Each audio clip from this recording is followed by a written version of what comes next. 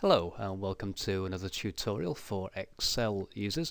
In this tutorial we're going to continue looking at formatting, and in particular we're looking at a very popular feature in Excel, conditional formatting.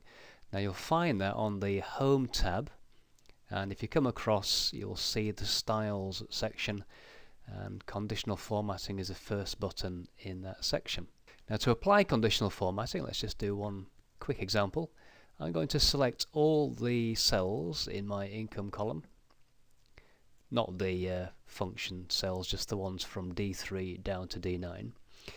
And let's just say I would like to have the highest values highlighted and maybe the lowest values highlighted as well, to give me a quick visual indication of which films are doing well and which films are doing not so well.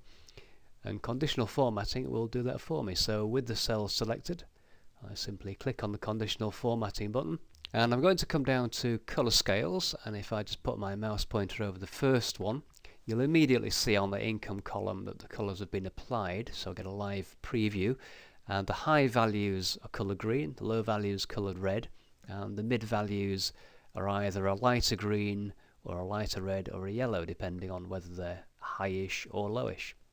Now if I move my mouse pointer across to the second one, this is basically a reverse of the first one, so it's the same range of colours, but this time the high values are red and the low values are green. So the next set along, again similar, except this time the mid numbers aren't highlighted at all, so we have colours for the low values and the high values, but those mid ranges aren't coloured. And again, if I move along, you'll see the second one is simply a reverse of the first one, so red for high, green for low. And that's basically how these things work. So if I come to the second row and I move along, you can see the live preview updates. And so you have different options for colours, and you can have dark colours for high, light colours for high, depending on the type of thing you're doing and what you want to achieve. Now if I come back up to data bars on the conditional formatting options, we have a new thing here in 2010. This was also in 2007. But the data bars only feature the gradient fills. I'll show you those first.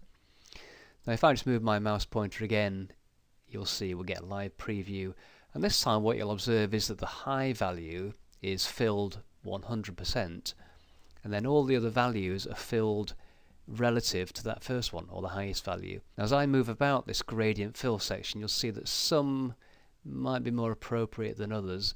Again, bear in mind that the contrast will be an issue, so if you're looking at these things on the screen, it's not so much a problem possibly, but if you're going to print these out, maybe something like a purple with a black text isn't a good mix.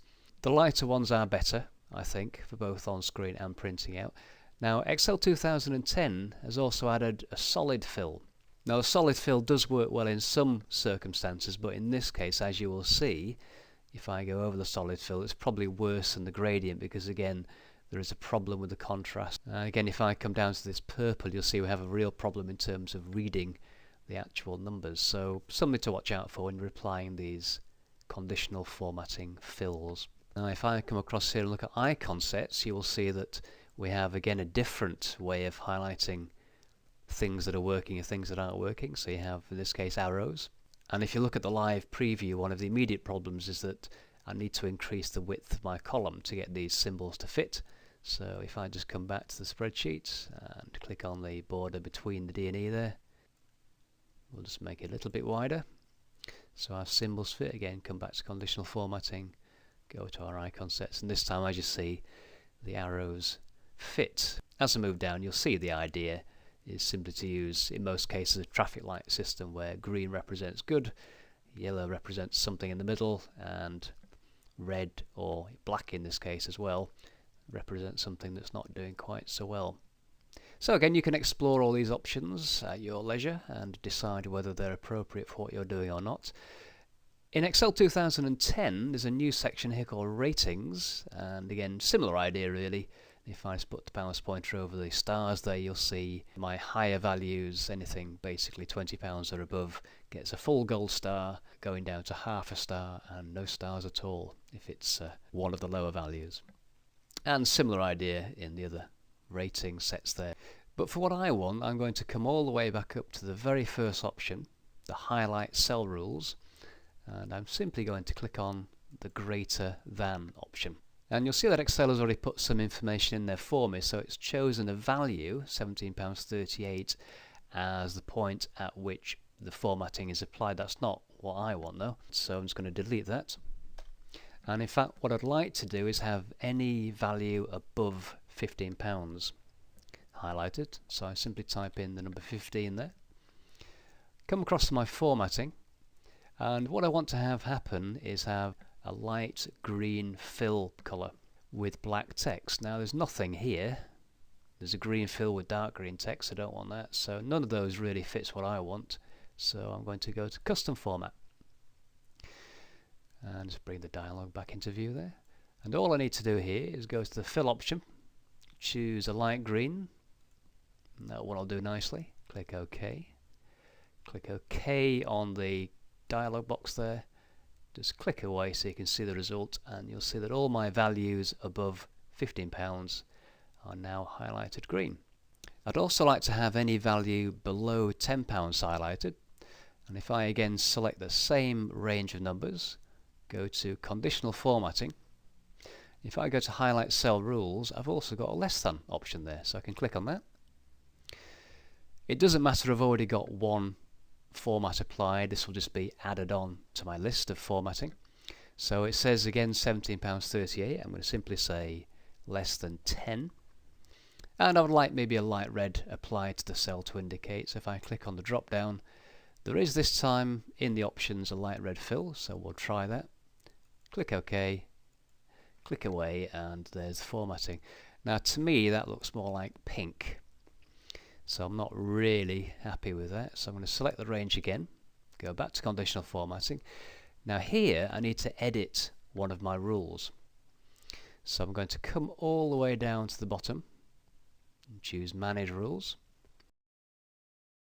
So you'll see I have the two that I've already set, and the one that I'm going to change is here. This is the one with the pink colour that I'm going to modify, so I simply highlight that, click on it, click on edit rule, come to the format button down the bottom there, and here I can choose a different colour, and maybe I'll go for a light blue instead then. So there we are, looks okay. Click OK, click OK. There's lots of OKs to click unfortunately, but one more time, click OK. Just click away from a selection, and that looks a bit better. The green looks a bit sickly, but I can live with that. Now as you remember, I did increase the column width earlier to fit my icons, and I'd like to just put it back the way it was. Now I could just click and drag and have a guess at what the width should be, but one little thing you can do is if I put the mouse pointer between the C and D and click without dragging, you can see there it tells me the width is 8.43 and then brackets 64 pixels. So I can come across between the D and the E now and just click and drag until we get to, it's a bit fiddly, we'll get there though, there we are, 8.43, release the mouse button, and now the column width is the same as column C and column B. Now another way I could have done that is click anywhere in column D, go to the format button on the cell section of the home tab, come to column width, and here I can actually just type in the number I want, in this case 8.43, press the enter key, and that has the same effect. So there's a first look at conditional formatting. As you can see in Excel 2010 you have a huge range of options and features to apply. So as I say, just experiment with those, find something appropriate for the work that you're doing, and I'm sure you'll find it useful. It's a great way of just highlighting significant values on a spreadsheet. So that concludes this tutorial. Hope you found something useful in there. Thanks for watching, and see you next time.